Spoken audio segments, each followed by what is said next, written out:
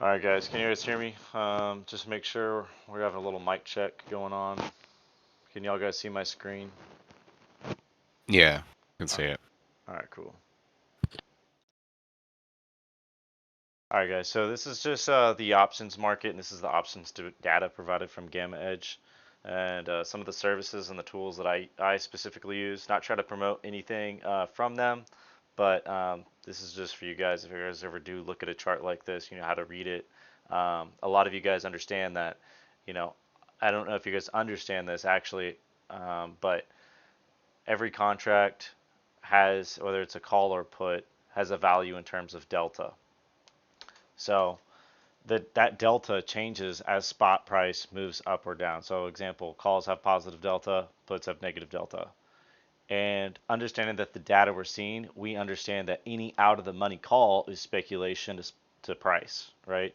So I understand that this data is old, but this data gets updated once a day by a data provider, and then they, you know, they twist this information a little bit to make it more visible. Because I imagine when they get that data firsthand, it's just a whole bunch of numbers and jargon, and then they implement it in the software and they make it easier to read. But for those of you that don't understand how Greeks could affect the market and how we could use them to our advantage, it might be a little bit difficult to understanding what's going on here and how we can position ourselves in this market, right? So, for example, I understand this is old, so spot price, I think what on the chart on SPX we moved from, let me go back to trading view, have that open for a little bit, and go to SPY. I understand you guys can't see both screens, but understanding where we're coming from. So this is basically a little market recap, where we're coming from and where we went to. So we spot price opened up at, let's say, 546.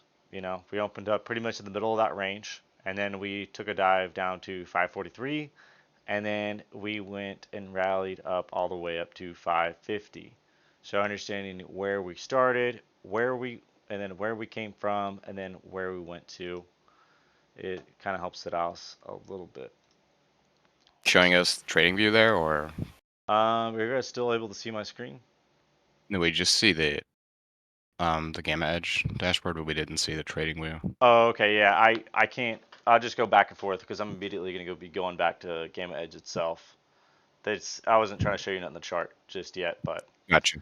yeah. So if we opened up around 546 and we went down to 543, all this data is changing every day. Like I think it's like every 5 minutes. The open interest itself is not being updated, right? But the value of this delta and the value of the gamma is already calculated as spot price moves through these levels. So if I were to show you guys a picture, I think I actually do have a historical picture that I can use for reference. Let me see if I can find it real quick. So this picture was found, copy image. Let me place it on this PowerPoint that I have here, and then I'll go directly to that PowerPoint. All right, let me update it. Switch screens.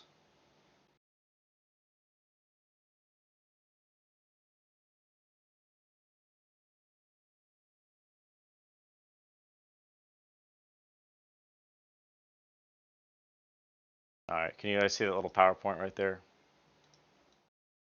Let me, yeah. All right, let me get rid of this real quick.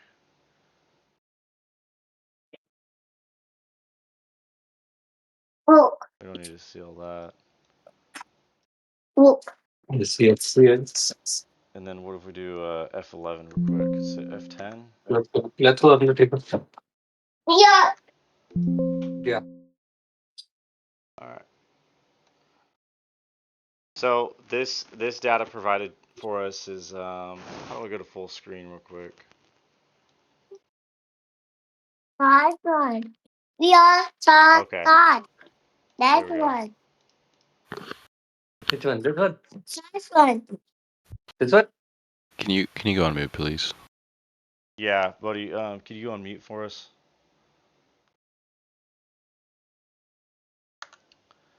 All right. Can you guys see this screen a little bit better?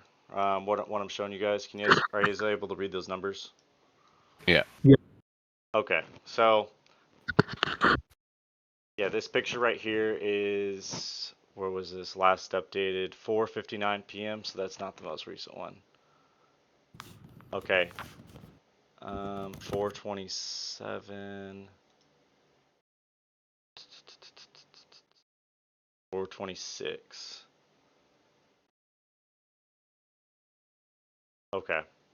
I guess this really isn't. I guess I don't have a more historical picture. All I have is the most up-to-date picture. But all I can tell you guys right here is we have some sort of delta below that's supportive in spot price. So dealers wouldn't really want to hedge their position. So let's say if we opened up at 543 and then we pushed through 547 with some sort of volume. We understand that this box right here, this is like a transition zone.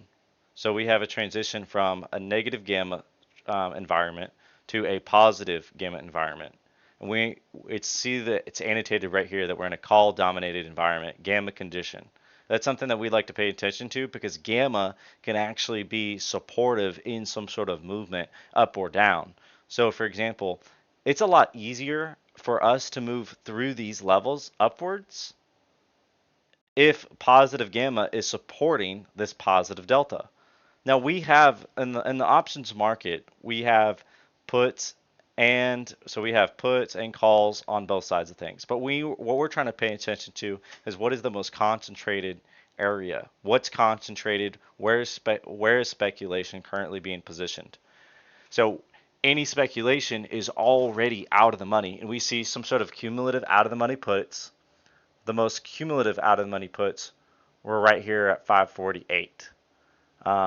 This doesn't really seem the most accurate in terms of where these are, but one thing I'll always take note of is this transition right here. This white box is where we go from a negative gamma environment. If we move super low, like let's say we get below some sort of key support right here, 540. So 540 could be a key support considering there's a lot of calls right here. If these calls become out on the money, and this is 0-day expiration, we see 428. So this is tomorrow. And like I said before, this OI is not updated and won't be updated until 5:30 a.m.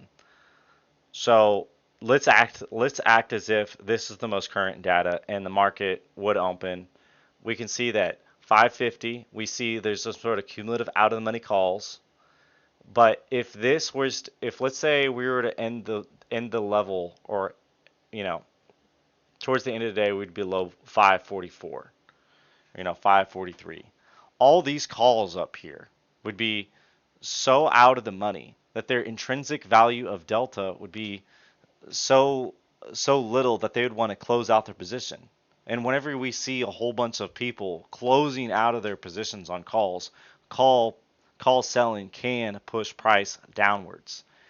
And then understanding how market makers are hedging their positions. So let's say we open up at 543 and then we bounce around for here a little bit and then we push through cumulative out of the money puts. These puts are now out of the money.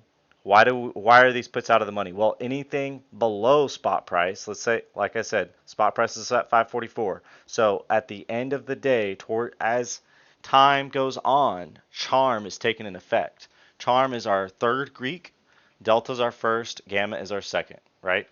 So understanding how these cumulative out of the money puts can actually, work in our favor. So think about it like this: is if we have a whole bunch of puts at like 540 level, for example, we have 3,000. These puts are slowly starting to decay. If you're one of these market participants holding for 0-day expiration, you'd be wanting to close. So you'd be moving gamma and delta off the table. Understanding that delta only increases whenever your contract becomes in the money.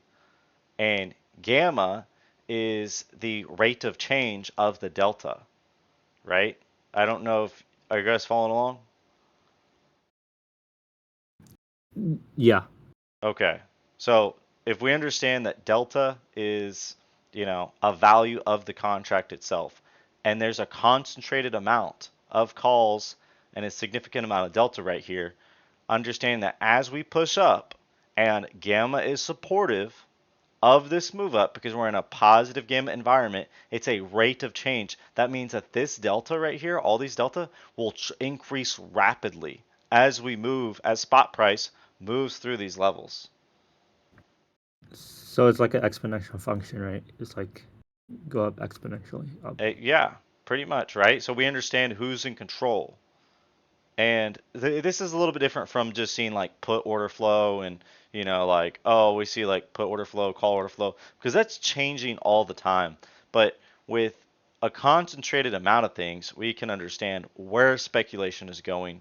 And that's kind of a tool that we would use, or I specifically use. And I would say about 80 to, 80 to 90% of the time, if it's just overall green like this, you just know you're going to have a green day. We might take a swipe of liquidity, but understanding this is how, what I'm going to get into next. I'm just trying to make sure you guys understand the Greeks. I'm not going to be able to understand. I'm not going to be able to explain the Greeks to you guys in this 30-minute, hour-long lesson, but I'm going to try to explain it to the best that I can. If you have any questions, ask, right? But I'm using this and understanding that the market has areas of liquidity. The market maker's job is to offer liquidity. If we understand that the market maker's job is to offer liquidity, how would they offer that liquidity? And where is that liquidity at?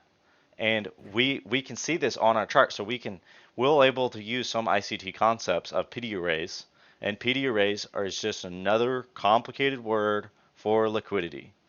Like every trading strategy, whether it's support and resistance, you'll see like all sorts of different strategies, like you'll see I forget. There's so many. There's like a volume. There's like volume strategies that some people use. After you start using so many trading strategies, you'll start to see that they're all doing the same thing. They're all pointing to the same thing. We're all speaking the same language, but we're seeing it in a different way. You guys get what I'm saying? And I'll get into that here in a little bit and how we're be able to identify these areas of liquidity using some sort of ICT concepts, whether it means like fair value gaps, order blocks, some wicking, some large wicking occurring, and then marking out 50% of that range, and we'd like to see that respected and stuff like that. So, like I said before, if we opened up around 546 and with volume we push through 547, we're getting some sort of gamma squeeze. We're increasing these deltas rapidly. What do you think happens whenever if another thing I forgot to mention is a dealer's job is to stay delta neutral. Okay, so it's to offer liquidity to the market. He's supposed to stay delta neutral by offering this liquidity. How do you think that a dealer or a market maker would try to stay delta neutral, right? Do any of you guys know at all? Would they buy shares? Exactly. Yes. Yeah, spot on, right? They'd buy shares. So, understanding where these key levels are, if they're positioned heavily at a certain price, like 550, that's a significant amount of delta. And as spot price moves through this, like, okay, so look here's something to look at right here. Call OI. I pay attention to call OI. I like to see where is this concentrated strike. They mark this out for us. So as spot price moves through this, and then some traders that understand gamma and delta and stuff like that probably won't explain it like me. Maybe they would. I don't know. But they reference this as a call wall. They're like, oh, this is a large amount of delta right here. That's a call wall. And I've often seen more times than not, whenever gamma is supportive of the delta, we do move through these levels. But when do we not move through these levels? That's the bigger question, right? And why wouldn't we move through these levels? Where, let's say a ledge right here. Can y'all see my mouse where it's pointing? Mm-hmm. Okay. So let's say, hypothetically, we move up through here. pay attention to the net OI. We see stacked net OI, 3,000, 3,000, 5,000. And look where we go from 900, 800, 3,000. That's a significant amount of net OI. When we have stacked net OI like this, like 3,000, 3,000, a lot of times I see some sort of transacting occurring. Well, why is transacting occurring? Well, dealers could be buying their positions, and all these people down here that are in the money calls, you got to ask yourself, when would they take profits off the table? If you're that far in the money and your intrinsic value of your contract, and it's 0 day, keep in mind, we're 0 day, we're not swinging.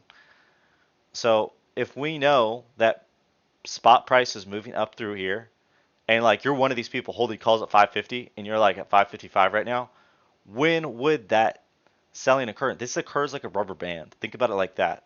Think about this environment or structure like a rubber band. We move so far through this range that profit taking has to occur some area, and we would want to see how price reacts. And that's where we'd mark these levels out on our chart and understanding like, hey, these guys are in the money and some sort of selling has to occur. But understand that this data that I'm showing you does not move spot price. Volume does. We cannot predict how volume is going to change, spot price and anything like that. Volume moves this stuff. This is just the Greeks. Understanding that delta hedging occurs whenever market makers are buying positions. They're trying to stay delta neutral. Their whole job is to stay delta neutral. So Can you explain that? I still don't understand that. Why would they buy shares? So the buying shares part, the whole entire part is like, for example, I get that they want to stay delta neutral, meaning that they don't want to lose money, nor do they want to make money, so they're trying to stay neutral. So think about it like this. Okay, I got you. So Yeah. at 550, for example, right? And we know. Okay, so okay, I'm trying to piece it together for you. Have you ever looked at the Robinhood app and went to the Greeks part of it at all? Yeah. Okay, so you understand that like those contracts that are really in the money have a high value of delta, and the ones that are Yeah. further out have really negative amount of delta. Right. Well, whenever they move, whenever spot price moves through that, they are overexposed in one direction. So to take some of that risk off they still have risk on the table. As long as those positions are open, all of those contracts are still open, right? Because they're not using call Oh, I got options. you. Okay. So they somehow have to hedge against those open contracts that are eventually going to expire, so they end up Exactly. buying. Okay. Exactly, I see right? it. Yeah. Okay. So I'm going to explain a little bit more detail just in case some of you guys still don't get it. That's a good question. I appreciate you asking me because that's something that it took a minute for me to understand actually. So as spot price moves through this, now these contracts, let's say we're at 551 or 552, and we're towards the end of the day, or whatever. And as long as we're above this delta is like 0.9. That contract, every contract, in case you guys aren't following along on Robinhood or like, if you can see the Greeks, that Greeks is visible data for everyone. This isn't like secret information. And if you guys have to pay for this, shit that I'm like explaining to you, that's bullshit. I don't believe anyone should be charging you guys for this information that I'm giving you, right? So like for example, if we're going to move through this 550 level, now that contract is at its whole intrinsic value. And now because it's in the money, a whole intrinsic value means a whole number, positive one. A put makes, whenever it becomes in the money, increases its whole intrinsic value to -1. Understanding that puts are a negative number in terms of delta. And calls are a positive number. So because now they're overexposed, now they're like at that whole number, they don't know if volume or market participants are going to push price back down. And they're heavily exposed because they now have so much money. Think about it like this. Think about if you were the market participant or you were the market maker and you have 550 calls. Now those 550 calls are at the money, And as it become at the money, they want to do it ahead of time. They don't want to wait to do it later on. They want to wait. They want to do it whenever it becomes at the money and as price is moving through there. And they'll hedge their positions by taking some sort of risk off the table by buying shares. Because okay, I bought shares through this, and I don't know if it's going to keep going higher. If it's pushing through with volume, I'm taking some of that off the table by buying shares. They're hedging their positions. Does that explain it? I feel like I might just be repeating the same thing. Yeah, I mean, I think I understood it. Like it's they're buying. Just a hedging strategy. That's all it Yeah. is. All right. So now that I pretty much explained, if y'all guys have any more questions, I'm about to move on from this. Like I'm about to go through a couple more charts and how I would read this, because I have the slides right here, and then I'm gonna move on to the chart itself and some basic ICT strategies. No, okay, nothing else. All right. So for example, we got SPY right here. Then we have Google. So first thing I'm looking at is gamma condition. Who's in control? Call dominated. But who's in control where? Well, if let's say price gets below 157 at some point during the day, I could speculate from then on that we're in a gamma condition environment. What's supportive in structure? Well, we do have, plenty of calls down here, but how many calls? Call OI, right? That's the next thing we pay attention to. Okay, and it doesn't really look like there's anything too supportive in structure if a massive selling occurs until 145. And then if like a massive selling occurs, look how there's no JEX or gamma right here down here. I really couldn't see price going any further because gamma has no effect on this delta down here. So you could see 145, maybe see a little bounce and then come back down. Or you know what I mean? We have to wait. We can't just aggressively sell off unless like, earnings or something like that. But if there's just, market makers were selling, I would say 145 would be the bottom here. That's how I'd read it. I would see there's a lot of put OI. And then we could continue lower. And the reason why I say lower is because, okay, think about all these people holding these call contracts that are at 165, 160. So we have a lot of call OI, and we see 5,000 and 19,000 contracts at 165. Well, if spot prices to move down rapidly, those deltas would be, pretty much little to no value. All this OI data I'm giving you could be market maker participants, and it also could be, retail traders as well. It's pretty much a combined aspect of both.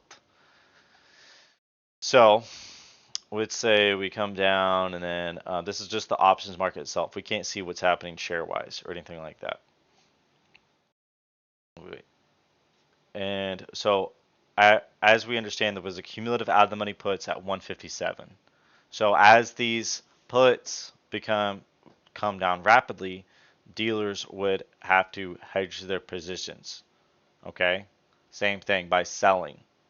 You would see the opposite effect. Dealers would have to hedge their positions, cumulative out of the money puts, and if they were heavily positioned one area, we could see some sort of selling right here. But we see stacked.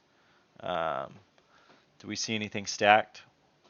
Maybe we don't really see anything as a ledge. I like to look for a ledge in terms of, let's see. Yeah, it's no smooth transition in terms of net OI. I couldn't see like a call ledge where we could bounce back. But if we were to push above 165, I could see, market makers hedging their position by buying, and that could be considered a delta or gamma rally, where, that's just a squeeze aspect of it. And as we move so far through this, the rubber band is only stretched so far that it has to eventually come back down. And that's how I read this kind of stuff. And then, yeah, so we're paying attention to cumulative out of the money calls. We see 170 right here. And then we see call OI is concentrated at, at 165. And then we see the supply right here at 165. And then we see the demand at 157. So next one is, this one's old, and just kind of like what one thing I'm paying attention to is a ledge. That's something I just pointed out too. A ledge could be something as simple as, let's see, 500. Yeah, that's not a good example. Okay, for example, 545. We go from 900 to 1000, 1000. That's a ledge, stacked net OI. And then I look at cumulative OI, so most significant call strike, and how does this affect us when out of the money, and identifying transition zones and what a drunken sailor is. So drunken sailor, we don't really have a very wide transition, but sometimes this box right here could be very wide, so it could be covering multiple strikes, and that just means that this is not a very narrow transition area. We could see 545 and then 548. We could see some sort of bouncing occurring. I would not be wanting to make any sort of trades inside of this white box that we have here, because I understand that, it's just chop. You could get chopped up. I want to make my strike, or I want to position myself when I know who's in control. You could be impatient all you want, and you could be like, "Oh, I want to get in early." And you can do that. That's fine. But if you want to be a conservative trader and not put so much risk on the table, look for that swipe of liquidity, man. Like 543, is supportive in structure. Probably the last line of defense in terms of net jacks. We see that, as price is supportive of Delta moving upwards, and then we have, let's see, 1,000 calls, but it's kind of hard to figure out what's going to be supportive in structure, but we do know calls are, so we're just trying to look for where price will go. Sometimes I like to piece up SPX, so I'll log in SPX right here and look at the delta levels in terms of that, and I'll try to match SPX because SPX and SPY are the most, I would say that they're the most liquid. Those specific contracts, or so those specific strikes, have the most volume and the most speculation, and those are what push the options market itself, is SPY and SPX, and that's why you'll see a lot of traders trade it, because it's not, it's. I think that you stick to one ticker and it'll make you a better trader. But you'll see that these have the most volume and most speculation. This is what moves the market itself. SPY and SPX, QQQ, they're just ETFs of the major market. So, and then reading the Greeks again. Out of the money calls, they're decaying. Out of the money puts, they decay. Do you guys understand the charm aspect of this at all? No, could you explain that? Yeah. So, okay. Let's see. So delta represents the expected price change in an option for every $1 movement in the underlying stock price. For call options, delta ranges from 0 to 1, while put options range from -1 to 0. Okay? So a delta of 0.50 means the option price changes like 50 cents for every $1 move in the stock price. I don't really think you need to pay attention to this stuff at all unless you really want to. Unless you're trying to be that analytical, all we're trying to look at are where market speculation is and who is control in each environment. I'm just trying to make it super simple.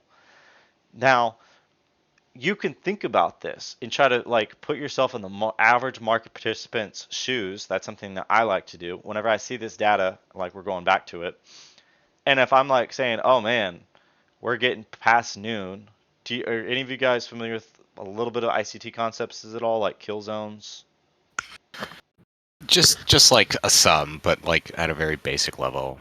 Okay. So, if for you guys that don't know, kill zones are just different time frames in which certain market participants are active. All right. So you'll see them mark this out on the chart, like the New York AM session. It's active from this time to this time. New York lunch session, New York PM, stuff like that. What I like to look at is I'll mark this out of my chart. That's why I like ICT concepts and stuff like this. Because thinking about it like this, if the New York PM session starts at 1 p.m., I I think that's right. I might be wrong. I just have this marked out of It, my chart. I'm not, it does, yeah. Okay, starts at 1 p.m. Think about it like this. If you're a 0-day trader and we have the 0-day data available to you, what would you Sorry, do? it's at 2 p.m. Okay, 2 p.m. Thank you. So if it starts at 2 p.m.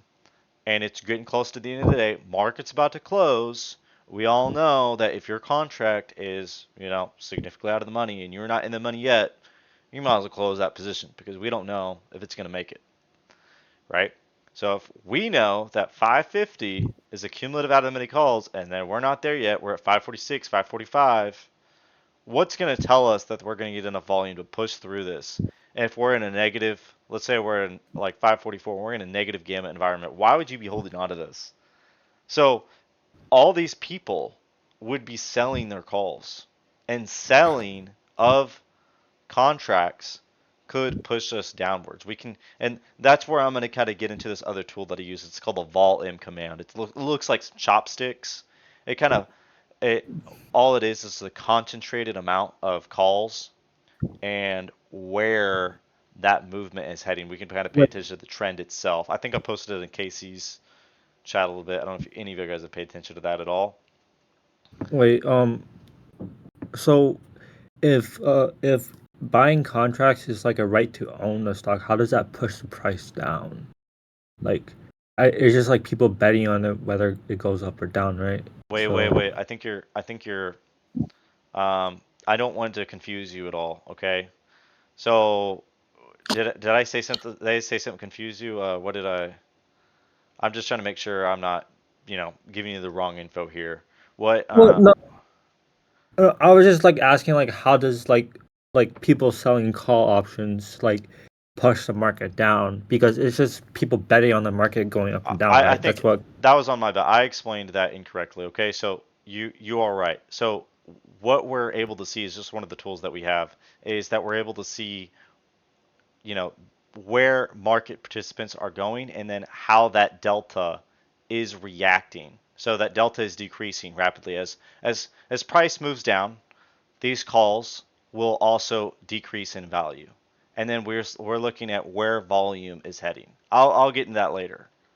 But understand that all the whole entire point I was just trying to make across is that if we were, towards the end of the day at 2 p.m. and these people are still holding on, they would be selling their contracts, right? So we understand that they are moving positive deltas off the table. Okay? You get what I'm saying? Yeah, If you're yeah. removing positive deltas off the table, then we can speculate that market participants for that day are not speculating any more upside, right? You get what I'm saying? Okay. It takes into effect the fear and greed aspects of the market itself, and that's why I personally pay attention to that fear and greed indicator. So if you know a lot of people are positioning themselves upwards and they're not in the money, we will see those deltas being moved off the table. You get what I'm saying? That OI will change. You get what I'm saying? Yeah, I see. Okay. Okay, so we're paying attention to how, if the market revolves off of fear and greed, and we understand that, you know, they're losing money, OI is going to be removed off the table, and that's something we want to pay attention to as well. That's the only So thing I was trying to get basically, across. so basically people are like losing if like the net delta decreases, people are losing confidence and that is gonna go to the upside. Exactly. So it basically indicates the direction of where the stock is heading. So Exactly. okay. And we're only talking about 0 day here. I'm not like, let's say if I highlighted three boxes out like 428, 429, 430, and we would be able to see where speculation is a whole. Sometimes I'll select like the whole entire thing, but that far out in speculation, like the second order Greeks, like I'm talking about, Gamma and Vanna, don't have as much of an effect when they're that far out. And that's why I like to pay attention to charm and how it is working against us or with us. So we're looking at the contribution of each strike and sensitivities of each strike. So one thing, like this is old data. If you can see 25, 218. So this is February. Last time I taught a class like this was in February. So we see the net delta 605. And we see that spot price is at 609. We can see that speculation to upside is supportive below and above. We see that we have all these calls are in the money, so they are not exposed to decay or charm. So charm, we have a significant amount of out of the money puts at the same time that are positive. We see that the most significant right here is the left-hand plane integral is these calls. And we see 615 out of the money calls, negative 46. So we're just trying to pay attention to like, okay, we could see charm is supportive since we got this, positive number right here. And then we see gamma is not so supportive until we get to 615. So one thing we want to pay attention to is some of these being lined up. And then I'll use some other examples. But let me get to the charts real quick. So pay attention to these key levels. You can, I think it's like Google, for example. We'll start off with Google. Let's see, Apple, Google. So we see cumulative out of the money calls 170, 165 is an important level. So we'll come back to this, and I'm going to change my screen.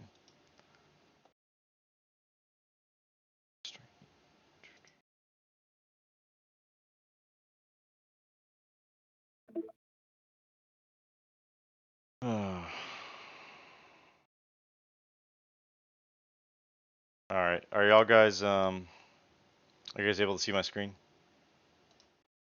Yeah. All right, I'm gonna go ahead and post some pictures on the chart, make it really easy for you guys to follow.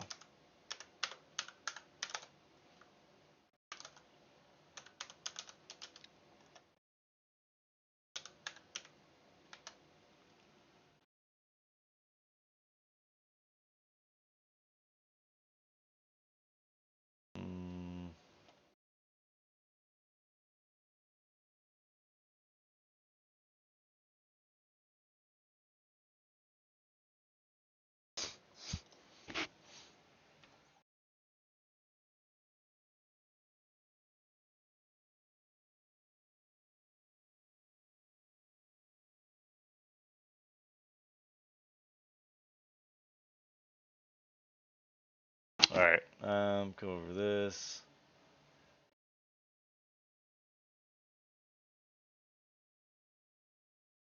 Copy image. I'll paste this, and then I'll go over like what happened before market opened. I think I have a net stat command somewhere.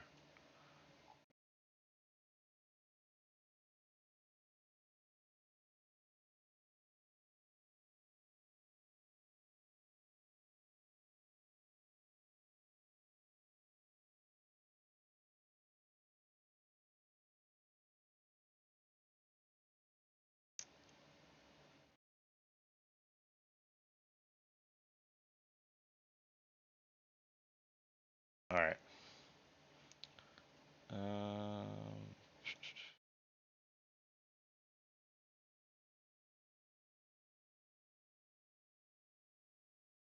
All right, copy image. Here we go. All right, here we go.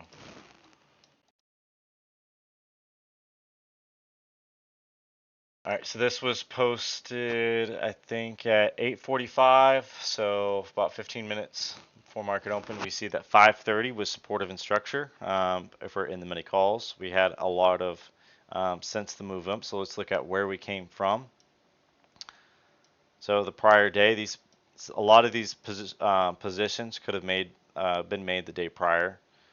So this just tracks the OI. This is updated, I think, like every 15 minutes or 5 minutes.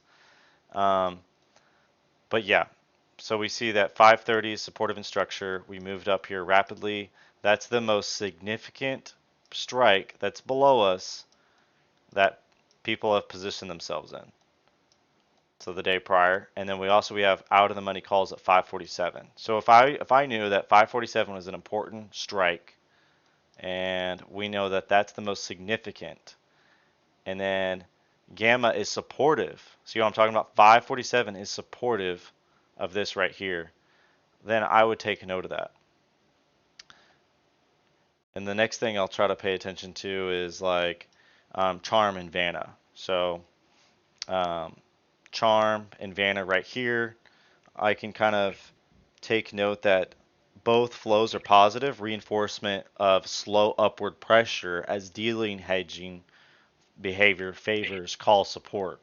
Okay, so the whole entire aspect of price moving upwards is just the hedging, right? They're the hedging strategies of the market makers. So we see that we had some sort of reaction here at 543, and then we also see that we get a rally through 547. If we see any so now that I've marked out 547 and I see that 547, we move through this level with volume, I could expect we could get some sort of rally, and that's kind of what we get. If you were to, we don't really get a whole lot of volume right here. I mean, if you were early on in the market, you probably would say like, oh wow, we moved through 547. It's a good time to place calls. But if you did place calls right here, it'd be so early on that decay would take an effect, and I think you'd probably be down negative 10 to 20%, unless you were swinging it for the next day. Okay, because charm takes an effect for those option contracts a lot more aggressively for those 0 days than you do for those 3 to 5 days, right? You guys following along? Yeah. So as spot price moves through 547 aggressively, we could expect some sort of buying to occur, and that's what we get. We get a ride all the way up to 550. And then 550 to 551, let me see if I can bring that picture onto the table real quick for you guys. Let's see, SPY. Yeah, I'm going to copy this picture and bring it over here to the chart. And you guys don't really need this anymore, so. Oh. Let's see, copy. I guess I'm having a hard time trying to get this picture over here. Let me just go to the site itself real quick.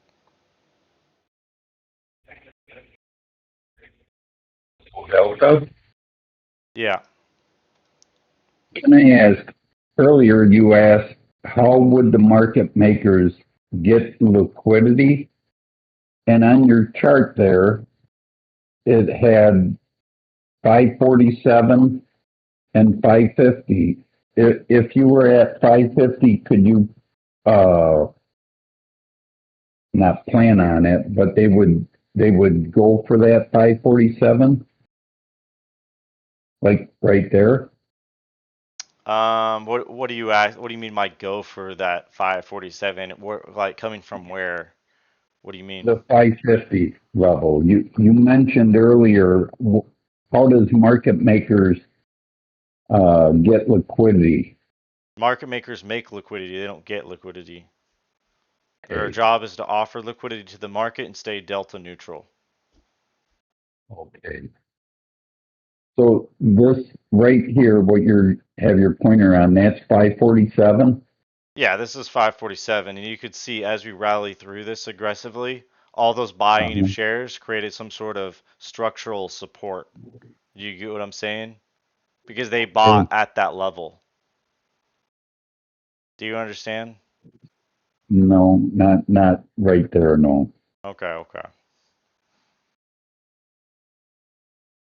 All right, so let me see if I can explain a different way. So I think I explained earlier that on that net stat command, we saw that 547 was the most significant out of the money speculation for those call contracts, right? Yes. All right, so if those most significant, and we know that as spot price moves through this level aggressively, dealers want to hedge by staying delta neutral by buying, right? Oh, yes. You get what I'm saying now? Yep. So Okay. they bought up at that level. Okay, they bought up at that level. So structurally, understanding what's happening behind closed doors. We're trying to understand what's happening under the hood of the car. Like, Mhm. what I want to ask you guys, like maybe I'm saying something wrong here, but what do you think constitutes support? What do you think's happening behind closed doors? If like this is what I see. I see that one, we're wicking right here. So what does this tell us? If this candle opens right here, we understand how candle patterns work, right? We open here, we come back down, we wick. Buyers took in. This is on a 3-minute time frame, so on a 3-minute candle. Opened here, went in here, buyer stepped in, closed here. Next candle, opened here, probably draw on the same liquidity, pushed in, and now we're moving upwards. Buying pressure is in effect. Do you get what I'm saying? Like these levels to me are important. Like there's no just what do you think that we're just wicking in this 547? Like if we're going on the 1 minute time frame, probably we see what happened a little bit better too. So it's just wicking, and then we're just transacting in this area. What do you guys? Why do you guys think that is? Like that specific level? Like these levels were marked out prior to this market even opening. 547 was on the table before the market even opened. And you're seeing how on the chart how price is reacting. So we understand that wicking itself is in terms of liquidity. Do y'all guys get what I'm saying now? Liquidity being taken, price being moved upwards. Like this buyers have stepped in right at this zone. Yeah, that makes sense. Okay, and why, if I explained to you earlier that if market makers are going to buy at a certain level to hedge their position, I mean, maybe it's just irony the fact that these guys, we know that there's a significant amount of calls at 547 and they're going to buy at that level to hedge their positions, and just so happens that this we see this act as support as we push through this level aggressively. We came from all the way 540, 544. We could, pretty much say 543, 543 with all this wicking. We see buyer stepped in, buyer stepped in, buyer stepped in. We moved aggressively, displaced to the upside, created a minor swing low, relative temporary swing low, and then from right here we pushed up aggressively. We're at 545. So now with volume, we're pushing up aggressively. If I saw that we were pushing up aggressively, and then look, this is just some basic ICT concepts right here. We have a fair value gap right here. This is just a strategy that ICT traders use. This is a fair value gap. The fair value gap is just a 3-candle strategy where there's some sort of volume imbalance, and we know that the market likes to fill these imbalances. You So, so does that mean that, let's say tomorrow session opens, that we should expect price to revisit this because it needs to sort of fill this gap? Well, it already did. So like let's Oh. say yeah. So Oh, I see what you're saying. Yeah. yeah. So here, um let me try to think about how to explain this in a better way. So So on the 5-minute chart, I'm seeing one that's around the same time frame mhm. at Yeah. 1:30 and 2:15. So would that already be filled according to what you're saying here? Even though on my chart it looks like it hasn't been filled. Let's follow along together now. Let me pull my chart up. I'll put it up side by side.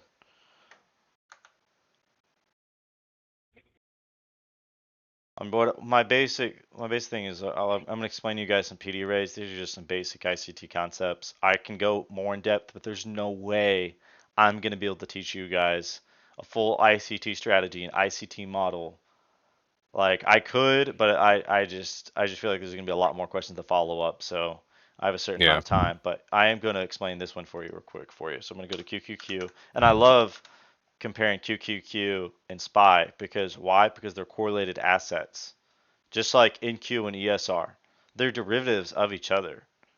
So, like, ICT traders like to use correlated assets, and this is called the smart money technique. And hopefully I'm not losing you guys here because I'm really trying not No, to. I've heard of all these terms. I just don't know enough about them Okay. and how to use them. Okay. There's tons and tons of like YouTube tutorials about all of this, but Yeah, that was you know, it's just like a it's rabbit hard hole. to kind of like piece it all together. Yeah, I can help you guys piece it all together, but let me get rid of some of these indicators, clear up the clutter. All right. So you said you're on the 5-minute or 3-minute? I forgot. Yeah, it was on the 5-minute, and there's a gap that I'm seeing at 1:55 to 2:15 p.m. 155. You have yours Let me put it to your time yeah. What is formatted. what is Mine is UTC4. yeah? That's what mine's at Okay. on SPY.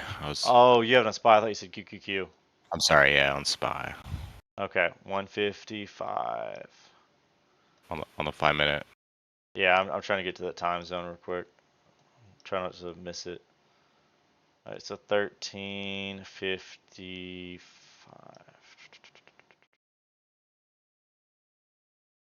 Yeah, like right Oh, after this, I think. is it? I'm on the freaking 1-minute, dude. Oh, my bad. I thought I was on the freaking 5 minutes all the time.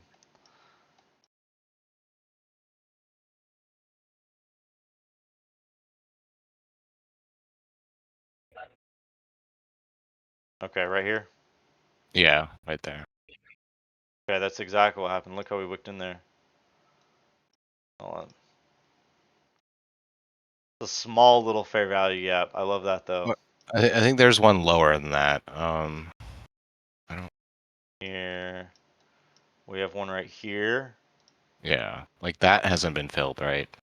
Just because, okay, so just because we form a fair value gap doesn't mean that it's always going to be mitigated.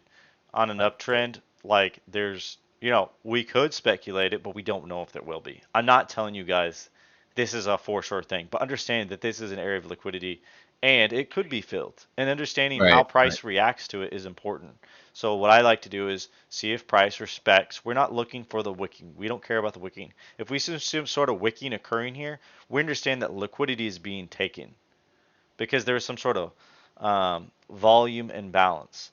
And just to understand, like, so all fair value gap is, like, for example, in an upward move, if the second candle gaps above the first and the third candle continues higher, the area between the first candle and the second candle low is a fair value gap. And that's kind of what we get here. It gaps, right? And then we create a fair value gap. Traders watch for price retracement into these areas to I see. think you're looking at I'm sorry, you're looking at Thursday's price action, and I was talking about Friday's. Oh, my bad, dude. That's Yeah, yeah. and so that's what I was saying. There's one right at the bottom there. Yeah, right here, Okay. in between those two large candles that has not been filled in yet. So would that be an area of interest going into tomorrow? Let's say if price action decides to dip there, Yeah. that would provide some liquidity for it to either swing up or swing down. Exactly. So I know a lot of you guys like to pay attention to news and stuff like that. That's good source, pay attention to. Don't get wrapped up in that news too much. But going forward, like let's say, I think someone posted in the chat said, "Oh man, there's a lot of put flow coming in." Like that doesn't really tell me anything. That isn't like that's just okay. We can speculate that market participants are speculating downside. That's what we gather from that information, right? So if that is, then let's say that we have a fair value gap here, and we get a close below through this fair value gap. If I'm looking for a bounce, I am looking for a candle close to respect 50% of this fair value gap, which is the consequent encroachment, and I want to see price move back through it, move back to the upside in an upward trend, right? Okay. So, but if we close below it, then I would expect, like some people, like, dude, I've seen a candle close like this. Like the candle closes this deep. and it 50%, and we still get that reversal. That's still a liquidity Mm. sweep if that next candle pushes up in the next 5 minutes. So pay attention to how that next 5 minute candle is forming, and see if we get some sort of continuation. Then I would target some sort of external liquidity on the 5 minute time frame. This is all internal. Okay, so what is external is something on, the top of the range, the bottom and the top of a range. So we see, okay, look, this is a perfect example. The bottom of this range and top of this range. Price always likes Nice. to retrace and revisit 50% of this range. Makes sense, yeah. You get what I'm saying? And also, what is our higher confluence? We know that market makers are hedging their position by buying into 547. It's going to act as some sort of support. So we know that 547 is an important level if we understand the Greeks and know how to read them. And we see a massive sell-off. Do y'all guys, if y'all guys are trading in the day, do y'all guys remember what happened for this sell-off? Because I do. No one. Okay, well, No, Trump. Was it? paid attention that day. Yeah, I was trading this day. I got an alert. Trump said tariffs are not off the table, and he's not done with them yet. Immediately, dude. I was watching that news that popped up, and I immediately went short because I knew 550 was, an important level. I was trading on ES, so let's go to ES real quick. I like to use futures because futures aligns with ICT concepts better for those PD arrays, and also I can mark them up and see where 550 is at. So 550. So I see that we're trending right here. We're trending downwards the whole entire day, and I think Friday we push up right into 550. Let's see. Yeah, so we get, I understand that this is on the 3 minute, and we get this massive sell-off, and then we come back up into the range. Oh yeah, this is where it happened right here, because on SPY it was what, right, 1327, and then Yeah. yeah. So somewhere around the same time, we get that market sell-off, and I think this one is matched up at 551. Yeah, 551. 550. I honestly, I didn't know how high we were gonna go because once we pushed through that 550, that was a contract environment where I figured dealers were going to hedge their positions. But that's what I'm saying. Like Trump making this market makes it a little bit harder to trade in. So I would have went long through here, but I think as soon as I saw that pop up, I closed my position, went short, and I So captured. do you? I'm sorry. Sorry, go ahead. And I captured this move. I think it was like an $800 move on one MIDI or one micro. I So, mean. so do you think some market maker messed up right there? Maybe they didn't hedge in time and they just got destroyed by somebody else or some other firm that's trading. Honestly, man, those are things that happen behind closed doors. I can't predict these things. Mhm. I'm not like a market maker myself. I'm not trying to advertise Gamma Edge itself. It's up to you if you want to do it, but I do know there are market makers that use that data service. Gotcha. I've learned what I know from them, and I said that like, oh, the market makers, they're, what is it called? I was saying like, oh, the market makers are manipulating the market. It's manipulation. And then like some Right. market maker got on live with me because it's open voice like this, and he's like, pretty much telling me, he's like, market makers are not here to manipulate the market. Their simple job is to offer liquidity.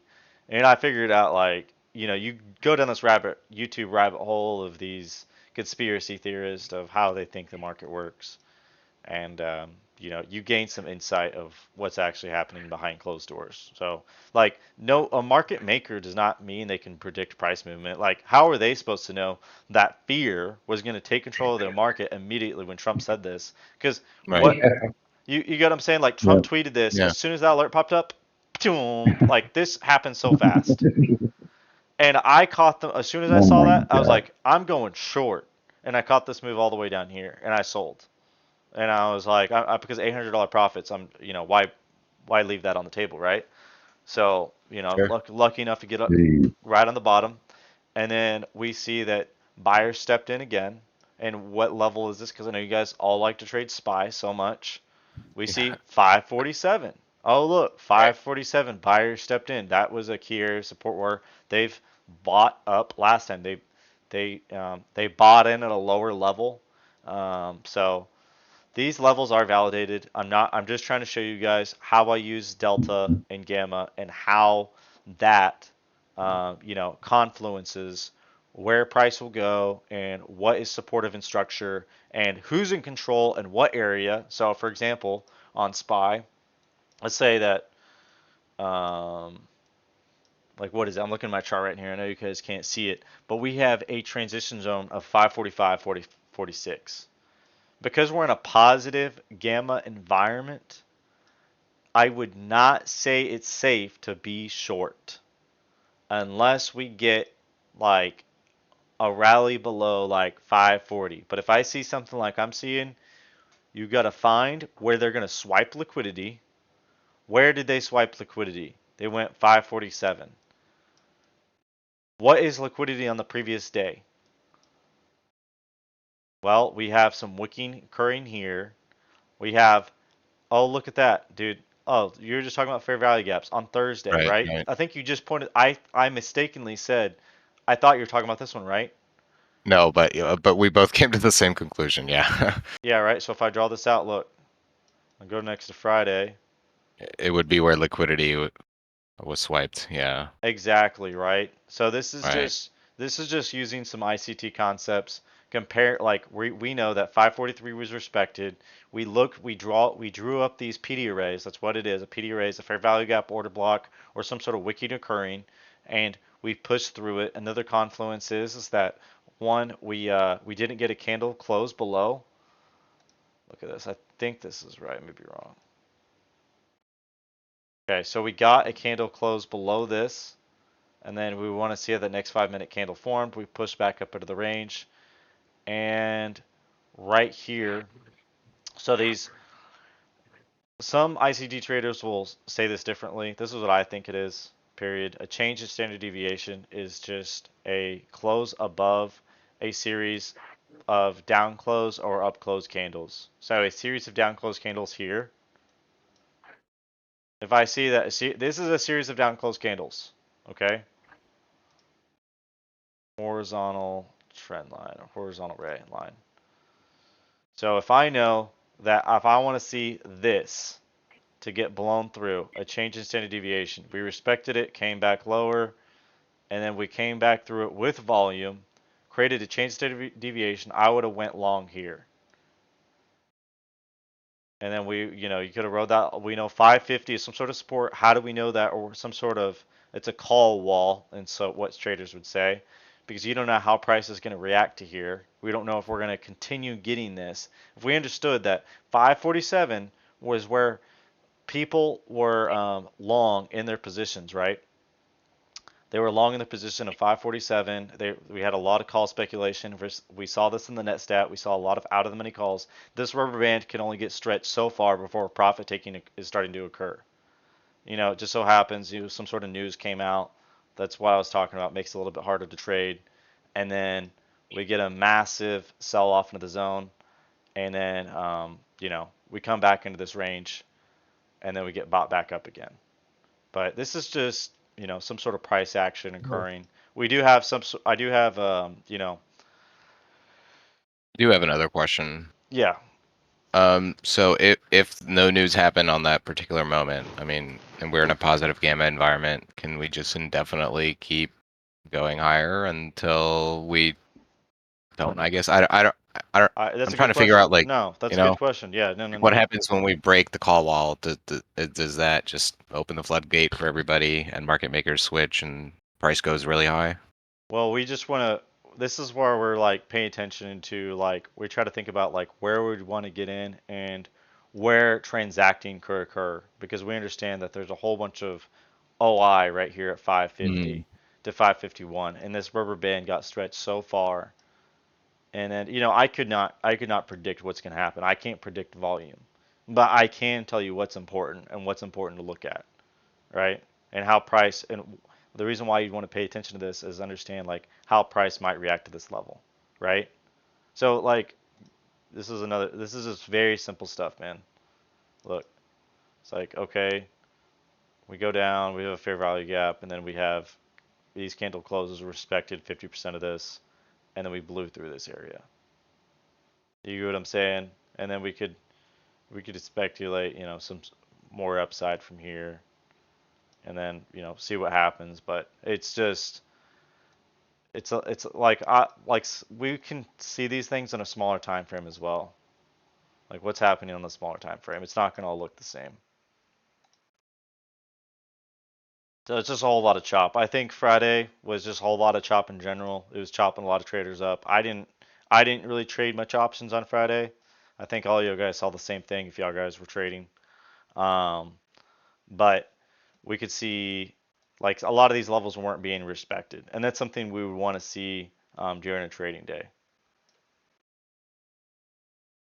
But yeah, I don't know, man. If you guys have any more questions,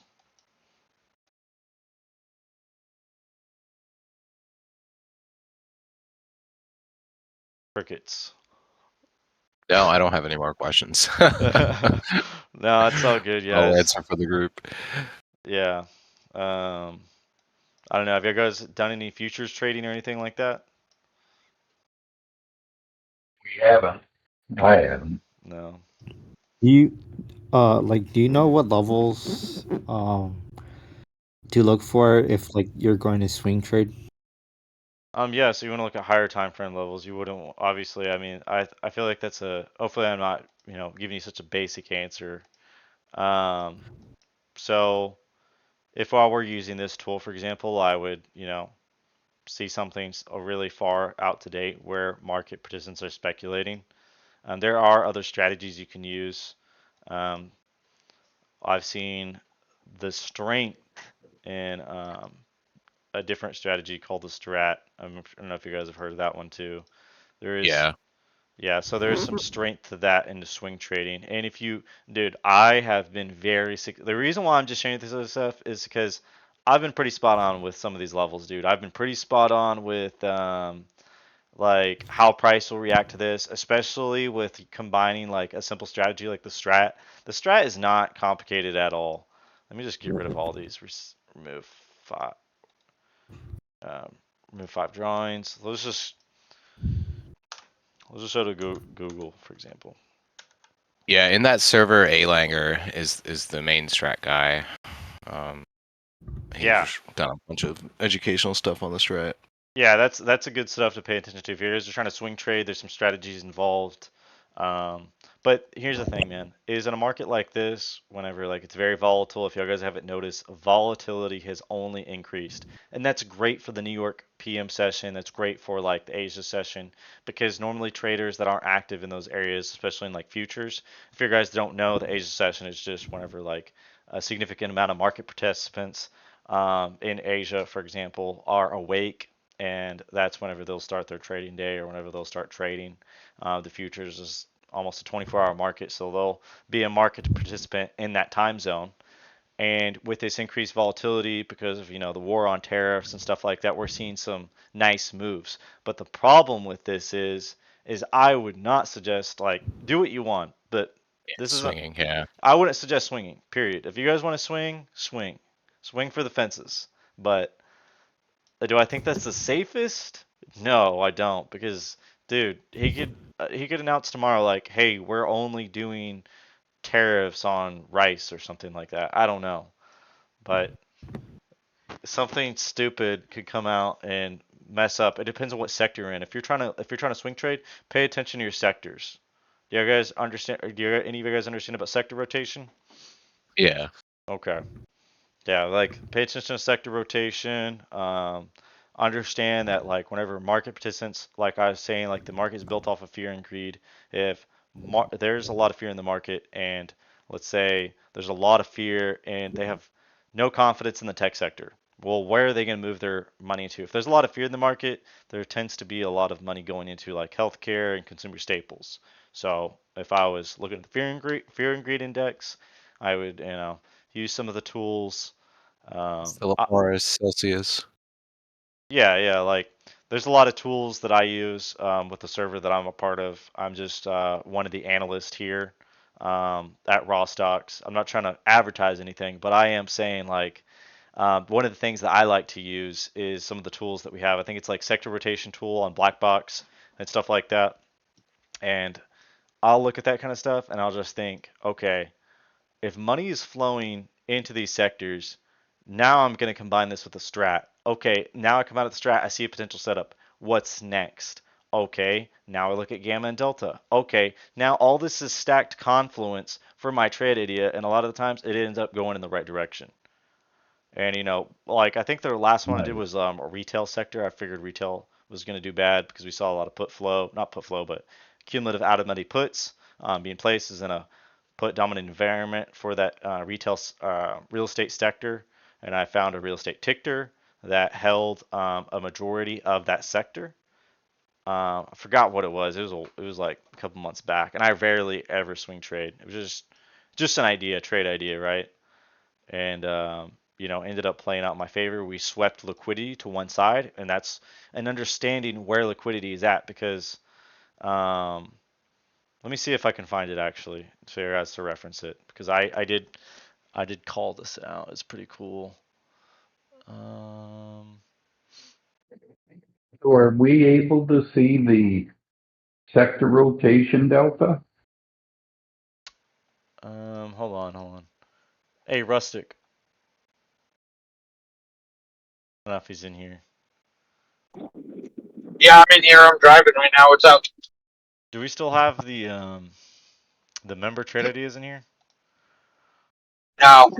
Oh, we don't. Okay, well, never mind, guys. I can't reference that trade, but yeah, it was.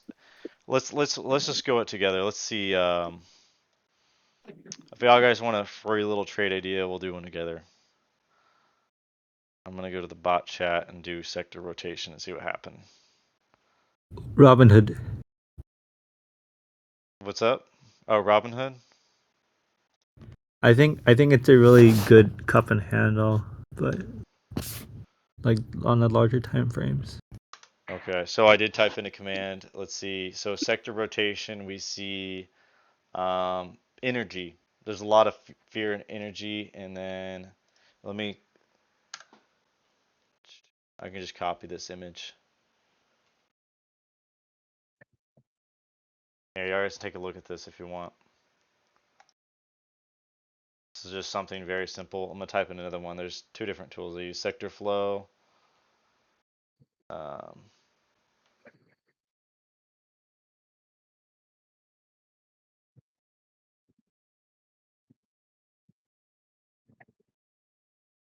all right, so let's look at. There's nothing like really that sticks out to me in terms of sectors, but let me remove this. Put this in here. What that came up as a freaking code. That's weird. All right, I'll just look at consumer XLY.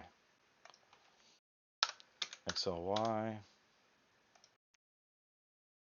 All right, and then one of the things I want to look at is the higher time frame. I'm going to move all these drawings. All right, and then let's see. Let's start up. One of the things you can start off with is just the 1 month. All right, so we see that, we had some sort of buyers have stepped in for that whole entire month. We see that there's nothing really crazy with this. We'll mark out the swing high to swing low. We'll use like what is this? A golden ratio. All right, so we had a golden ratio. This is a good time to go long. The reason why I say that is because the month right here we respected this golden ratio aspect of 0.618. We'll see what happens right here on the 2-day. Okay.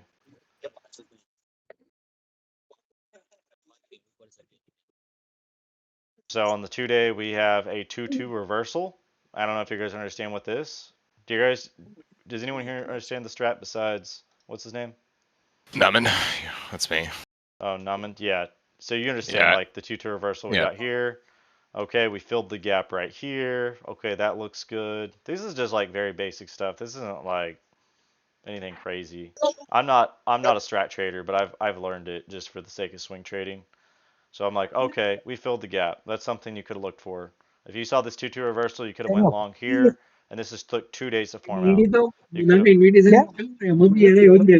Hey, I'm gonna mute you. Sorry. Mute. All right. So we filled the gap right here. Let's go down to the 1 day, and all we're doing is a higher time frame analysis, and then zooming in. Okay. Look, we filled the gap. That looks good. And then if we were to say draw our trends.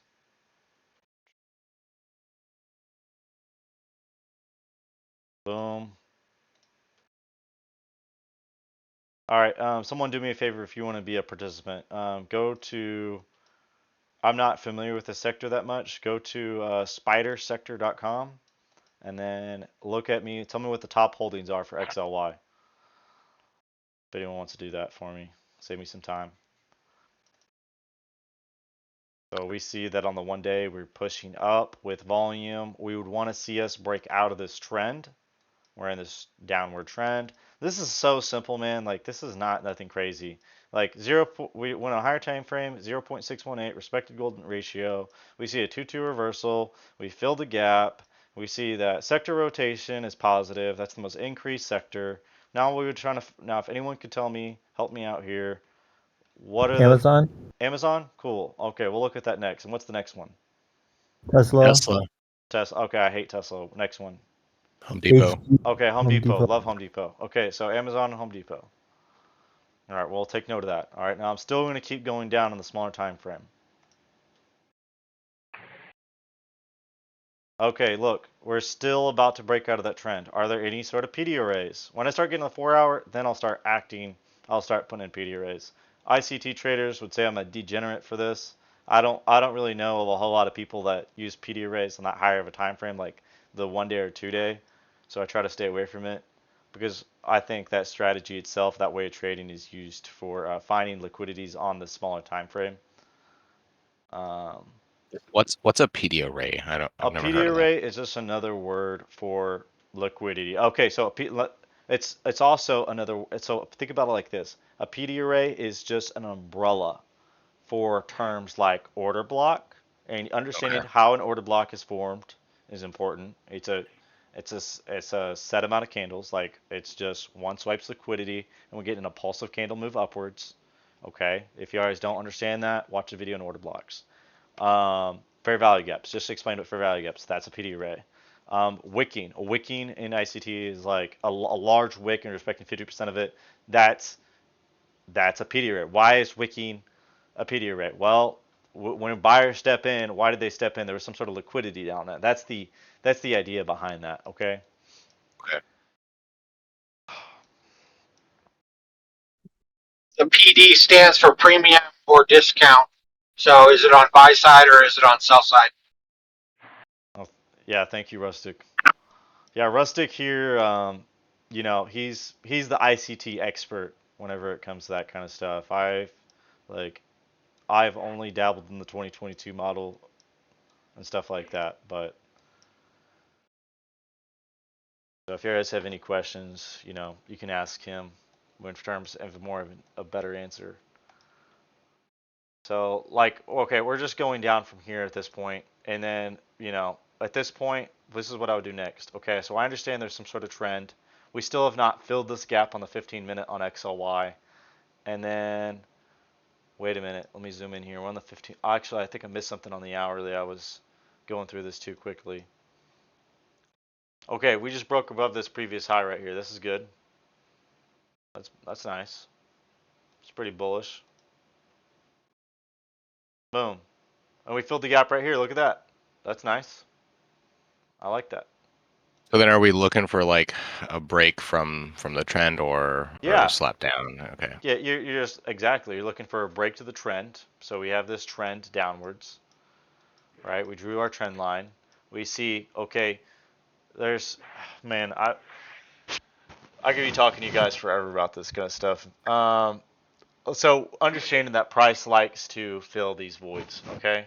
I could give you a better answer and a more in-depth answer, but I think that's all you need to really take away from this is we're trying to look for some sort of gap bills and see if we target those, and that's good. We might get slapped back down, continue the trend, or with volume, considering there's some sort of sector rotation, we might break the trend, okay?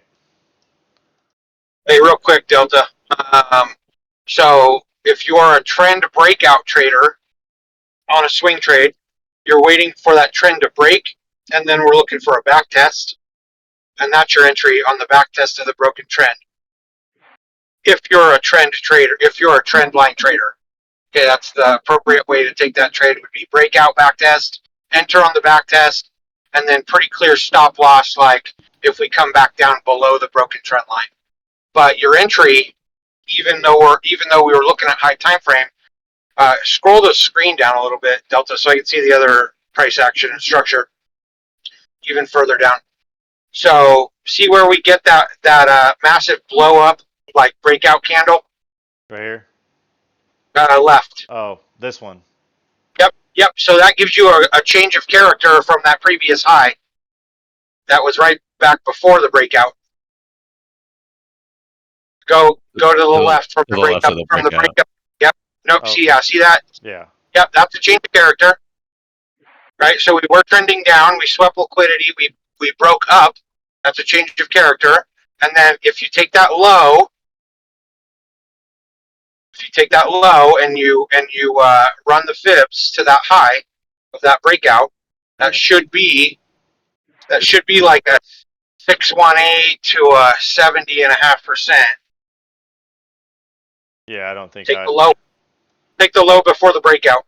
Oh, the low before the breakout, or Yep, to the high of that breakup. okay. Let me just take my GAN box then. So right here. Oh wait. Yep.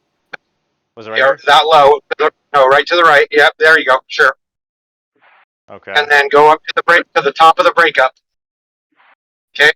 So we come back down into discount below the equilibrium, and I guarantee that's probably 70.5%. That is, yeah. That's or maybe a little deeper, but that is your smart money concepts entry on a swing trade.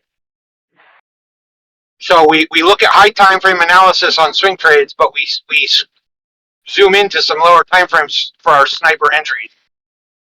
Yeah. No, So if we're looking at swings, we're analyzing 2-day, 1-day, 4-hour, and then we're going like 1 hour or 15-minute to look for that structure shift and that optimal trade entry fib retracement after a change of character. Yeah. Yeah. That's I mean, I'm not a swing trader, guys, but like these are some ICT concepts that you can kind of combine in. That's all we're doing is we're combining like some sort of confluences to what's happening here. So, um, I personally would just try to like after we've already filled this void right here, I would just try to look at the gamma and delta and see if that's supportive in structure to more upside, and see where we go from here, or if we, just like Rustic said, we get that breakout and get that retest. But we're just keep in mind we're just looking at XOI, so this is just the sector itself, and then we're going to Amazon.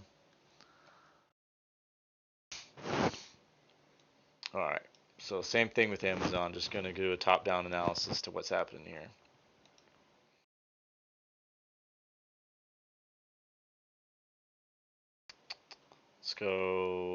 Let's do 1 week.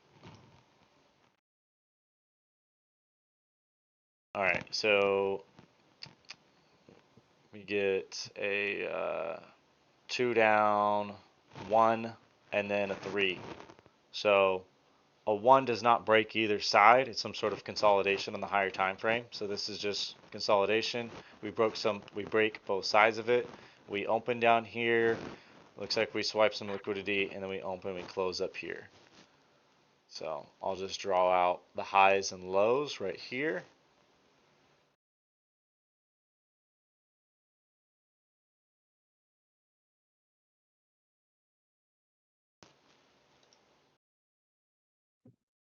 Let's go to the 2-day.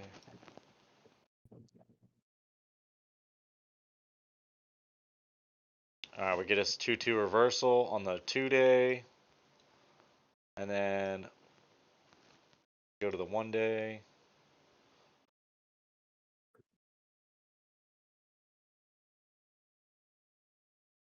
We don't get any relatively equal lows. We know this is some sort of resistance. We would like to see price. We'd like to see how price would react to this level right here.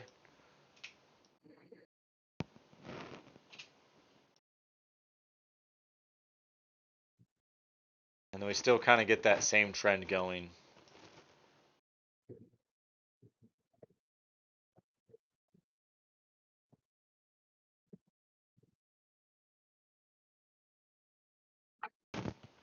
And then I'll update the Gamma and Delta for Amazon if that's something you guys are wanting to look at. And then look at the 4-hour. So it looks like we're expecting that 190 level for here, and then let's see what happens tomorrow. And then let me see if I can update it.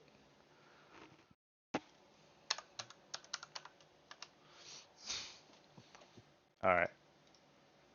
So this OI, like I said before, gets updated every single day at 5:30. So the information that I'm giving you guys is old, but you know, I'll go out a week from now. Actually, this couldn't have changed too much based off of that run up. So we see the expiration date for the next contract 5/02, and then we see that spot price closed at 190, and then we see that the gamma condition overall is positive.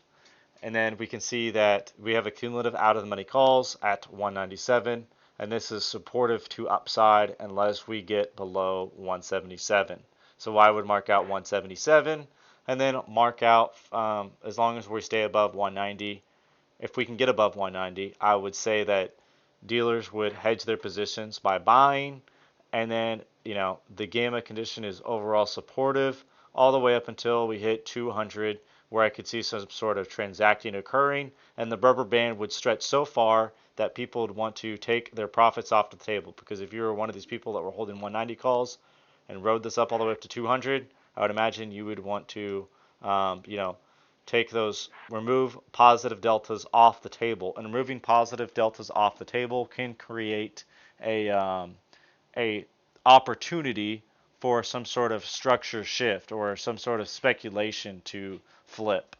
The market isn't just a straight upwards move. We have to figure out where people would want to take profit for these short-term traders. The whole overall market consists of long-term traders and short-term traders, and so that's what I'm looking at here. So I'm just going to mark out 190. We see 190 has been, an area that's been respected before. We have a fair value gap on the 4-hour time frame. It kind of marks out that consequent encroachment right around here, 190. Let's see what happens on the hourly. So, and then see where is 200. 200's right here. Okay. I mean, it's not by a coincidence that this is a target for some people. Like, it's an area where liquidity has been swiped. So if we know that price tends to target liquidity, and overall condition is supportive in this, I mean, y'all guys could take this trade and try to look for 200, target 200 on Amazon, see what happens. I don't know what's going to happen in futures. I'll be watching the futures market. I don't know what Trump's going to say. I don't Is know. it I'm sorry. Amazon earnings this week? When's Amazon earnings? Oh, look, yeah, Amazon is set to announce its quarterly earnings May 1st. Okay, yeah, so this wouldn't be a good trade because of IV. So IV crush could, potentially take an effect. Let's look at Home Depot. They already had earnings, look like, right? Or no, it didn't. Okay, no, it doesn't. All right, so a little bit of a different one here. There's so many earnings going on this week. I think Yeah. it's pretty stacked.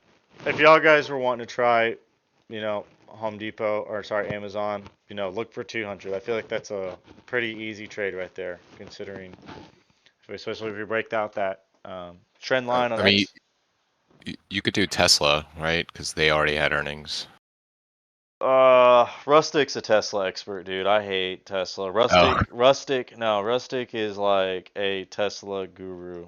Like, I'm not gonna give my analyst on Tesla whenever I avoid that ticker at all costs. Bullish to 300. You said what? Bullish to 300. Okay, there you go. That's your analysis for Yeah, I Tesla. mean we're a little short. We're a little late to like be jumping in the Tesla trades, in my opinion. Like I've been telling people, accumulate shares or take quarterly swings. Like as we were, as people were screaming sub 200, and I said no way. So I mean, I think at this point you're kind of chasing, in my opinion. Although it can go higher, I think we'll hit resistance at 300. Yeah. Like I could give my analysis on Tesla, but I have personal endeavors against Tesla just because it's so volatile. It's like trading SPX, but I would say harder. But Rustic's looked at Tesla way longer than me. I mean, this community, Rawstocks, we have a whole freaking Tesla community. It's kind of funny because that's the reason why I joined. But yeah, it's okay. So like 300 right there. There you go. See what happens. But any other tickers you guys want to look at? You guys don't even want to look at Home Depot. If not, I think I'm just gonna wrap it up here. You guys anything else you guys want to look at? Look at Meta. Meta. Yeah, I can do one on Meta. I have oh yeah, that's Meta looks also good. that's also a Rustic ticker, dude. Yeah, he's got some quarterlies on it. Yeah, Rustic is a Meta guy too. Meta has earnings this Wednesday. Oh, in 3 days. Yeah, I'm not. Do y'all guys really want to look at something in 3 days? Because there would be no point in Don't looking at worry. that. That'd be no point. No, no worry. Yeah. Anything else? Thank you. All right, guys. I'm gonna go ahead and wrap it up there. I'll call it a night. I appreciate you guys for stepping in. If that helped you at all, let me know. I might plan on doing future lessons like this in the future. Going Yeah. more in depth on a certain aspects, like maybe some ITT stuff. Wasn't trying to go down that rabbit hole, because you know there's a whole entire freaking mentorship that Rustic can tell you himself that takes like what, a year or two to get through. It depends on how motivated you are to binge watch it. Also, if you guys like the Gamma Edge stuff, Gamma Edge offers 14-day free trial, costs nothing. I highly suggest if you're an options trader, you're not already using some kind of options data service. Gamma Edge, I mean, I've tried quite a few of them. Gamma Edge is one of the best, and they offer, like I said, a 14-day free trial.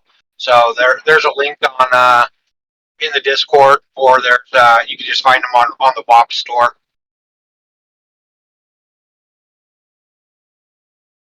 All right, Cool. guys. Thank you so much. No problem. Thank you, Delta. Yeah, appreciate it, man. No problem, dude. I'm gonna hop off. So have a good evening, guys. All right, see you, man. Bye. So, yep. Rustic?